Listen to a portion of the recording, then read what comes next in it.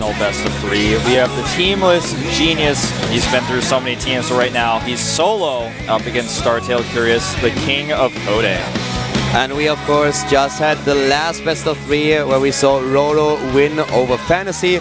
And guys, I want to point out something. I realized in the break that there's a huge discussion going on and a lot of disappointed Fantasy and Casper fans.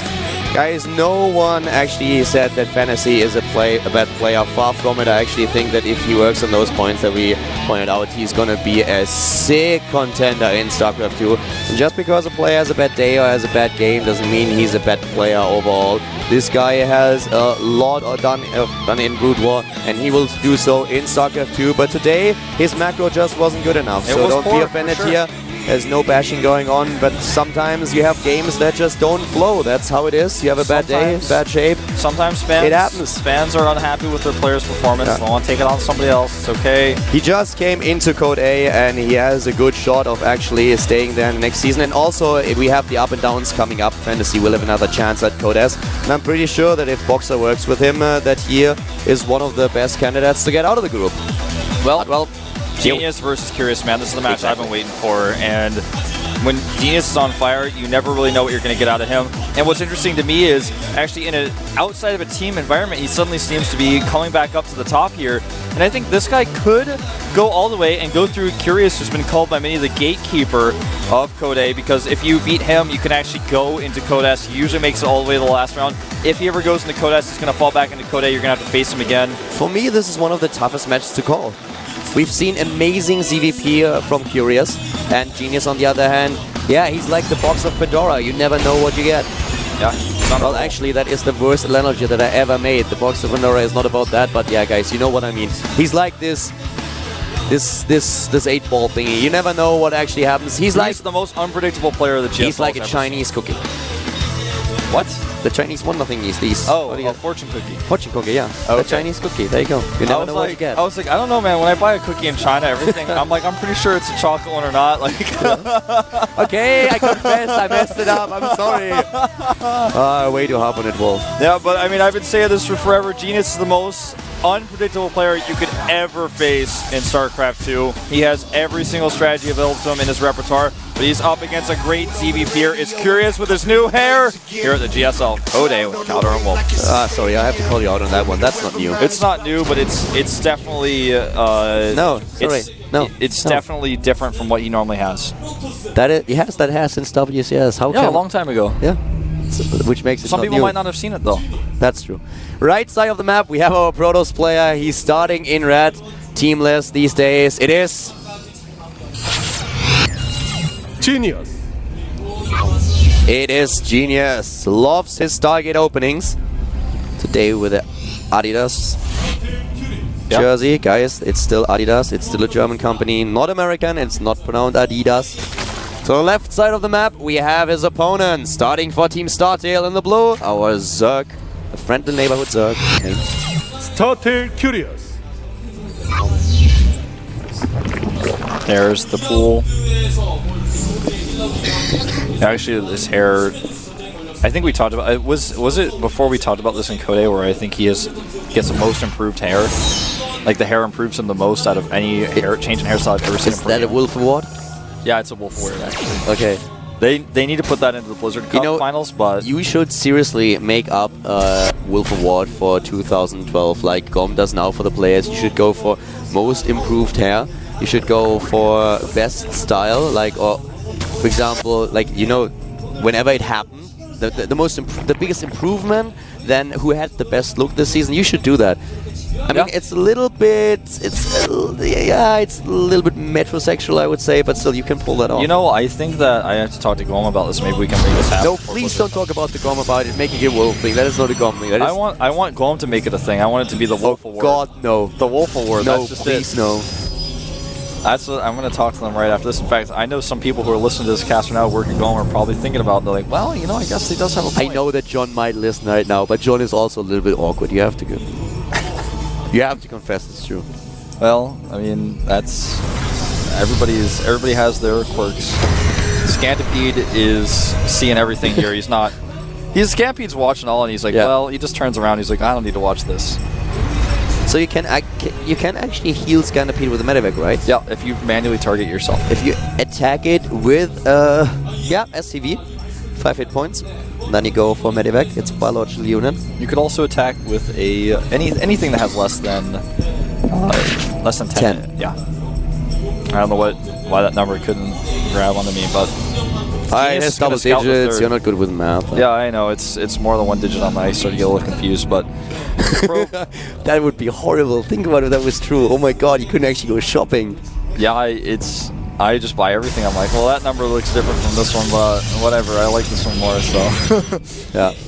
Well, right now we have so far 3 bases for Curious is going into the 3rd base now at the bottom left. And Abyssal City is a map where this is for the Zerg player, of course, pretty normal. A lot of Protoss will decide to go for a 2-base timing because they don't really feel comfortable taking a 3rd base. It's very, very difficult here. Abyssal City in general, just a map that Protoss players hate. They hate it so much. I actually, for this reason, also hate this map. I just don't think it's fair. Roach Warren going down for Curious. This is actually going to be an aggressive build from him. Old school style. Roach Spieling all in on 2 base. Or with the 3rd hatchery, of course, he could cancel, but I think he's going to keep it and just use it to rally. It's 2 mining bases. The 3rd base is not mining at all. Yeah, very, very early timing for the Roach Warren here indeed. Wants to put up some aggression. We don't see a single additional drone for him. And guess what Genius is doing? Take a wild guess, Wolf. Well, I can see it. It's a Stargate. Yeah, if you had asked me before I saw the Stargate, I would have guessed the Stargate, though. That's genius. That's genius for you. We talked about these trademark styles for players. We actually did them this morning with the first best of 3, right? Yeah. And now here we have it. He's going into his Stargate. MC does it. Genius does it. And, well, here come the Roaches, and here come the Speedlings. You know, another thing about that hatchery that's at the 3rd is that Curious has to make this hatchery, because if he doesn't, then Genius is going to know that something is coming. He's just going to make cans, and he's going to be able to defend it. So you have to at least invest that minerals in making the fake hatch. Plus, you get a little bit of larva out of it. He even sent that queen down there. So this is like an evolved form of the all-in we used to see off of just 2 bases. And that Stalker is out of, well, no, he actually will escape, will he? No. No. Stalker is down, but at least he took 1 Zergling with him. Genius is not going into a Void Ray, and I mention it because the Void Ray would help him so much against this push, but now he doesn't really have a lot of units. He actually only has 1 single sentry. But he sees the second one. He needs to start the cannons. It's too late, I feel. He sees it pretty late. That's the problem for him. 4 cannons in total. He needs to save these pylons. The force field is late. Very late. The sentry pops out here. He's going to have to drop another one. He doesn't have a pylon anymore. Cannons are so close. Oh, he has 1, sorry. 1 at the back. Those cannons may finish. He's actually trying to buy time for the probes. He needs to pull the probes back now, though. The sentry will be gone in the the force field will be gone in the second, and then he can push through. Here we go, and no more force fields, at least now the last one. Oh, just pops out in time. The sentry is here, and suddenly he can go through. The harvester count is down to 30, but Curious only has 20 drones, and is trying to force his way into the main base, and is able to do it with 3 roaches. Wow. And actually, we may have a fairly even trade overall here, actually. And Genius defended a lot better here than I thought he would be able to. But he did lose a lot, and he had to make a lot of extra cannons. So I think that with the drones Curious making back at home, I think we have a fairly even trade. They're both on 37 supply here. How many lava do we have? If the lava is now being used to drone up, then Curious will definitely be ahead in harvesters. But for now, he's a little bit behind. Resources lost is fairly even, and Curious will have a hard time to stabilize here. How many? 1 Void Ray and 1 Phoenix. That's all that he has in the air now. Yeah, he's just going to be able to scout with it. That's it. No damage will be done. Queen count is at 2. We're getting 2 additional ones. Curious should be fine here. If he drones up heavy. Yeah. I think both of them are fine. You know, Genius has an awkward position right now because it's harder for him to transition normally. But that was definitely designed to do a lot more damage. Yeah. The defense of Curious, I mean, he lost a lot. He had to block with those probes, but that he held at all, that's pretty impressive. Genius wants to just deny the creep right now with his Overlord, or with his Void Ray. He's actually adding 6 gates. He's going to follow this up with a timing attack with +1. It's pretty smart. This is one way to take advantage of the fact that he had that probe count the way he wanted it before. The Ling run-by is just not a good idea. Even if he got in with all those cannons, not very many Lings would make it to the main, even if he was unscouted, even if there was no Zealot to block. He's just trying to keep that pressure on Genius. There's a pylon going down to the south, and Genius I think Genius actually may be able to make this work because Curious is just spinning all of his larvae now on drones. He needs to drone up, he needs to get a good economy, but at the same time, yes, defending is of course an issue. And he does not know about this at the bottom. He doesn't know about the pilot. He had no clue that there was a probe out. This is so smart. He's actually just going for Overlord specifically to make sure that Curious doesn't have enough supply to actually make the units he needs to defend this. 4 Overlords as well being made. That means 400 less minerals he's going to have the Roach Warren. Oh, he's getting another Roach Warren. Yeah, because he's on autopilot mode. He's like, all right, now we're in the time for the 2-base time attack. Got to get my Roach Warren. And that's money that he needs to spend now. He has no, that's the issue, he has no clue about this probe at the bottom, so this is completely gonna blindside him. He assumes there is no probe anymore, therefore he doesn't have to deal with any warp-ins. He sees what's coming out with the Zerglings that he has in position, and as soon as this attack happens, I feel Genius is just gonna kill him. Yeah, he is, with his Lings he's occupying the front of the base with, he sees no move out, so he's like, oh, okay, I must be fine. Spore Crawlers are going down and 6 more drones, and those are the last things that Curious needs right now. These Zealots are going to demolish this 3rd base. He's got no answer. Another 4th pylon goes down. That was not even cancelled. He doesn't have the lava. He has 7 lava, that's all, and he's trying to get roaches now. But he lost his, he's going to lose his 3rd. There is no way to save it. These Lings are not going to be very useful against this many +1 Zealots either. Yeah. There are 13 on the map right now. Look at the pylon though. That's actually the best thing he could hope for. He gets a few queens here as well. No transfuse on the queen. He has enough energy with those that were still left. Now he needs to be careful, or the 2 Phoenixes will die. Here comes the Void Ray again and the ground support. He's losing the queens. He's dropping in supply. He's dropping way too fast here. Yeah, another queen's going to go down, and Genius just looks like he's going to seal the deal and take game number 1 here. Holding off the aggression, then going for a pretty scary timing attack. Not what Curious expected. Genius doing a great job of hiding this. And Curious, he's got his Overlords now defended, and he's got a good position against the Zealots, but I'm a little bit surprised Genius is not warping in Stalker's Stall anymore. You know what I mean? He could actually just get some Stalkers, and here he's making only Zealots at this point. Yeah, the surprise factor here was really the big deal. And now Curious is trying to hold on as good as possible, but he doesn't have a lot. Oh, the Spore Crawler here. Did he just take out the Void Ray? No, the Void Ray is still alive. Zealots are running in once again, he dealing just with doesn't have enough units. Even with the better units against the Zealots, he doesn't have enough. The Spore Crawler has been repositioned and he's moving across, making sure that his Void Ray is still alive, but oh no, he might die against the Queen.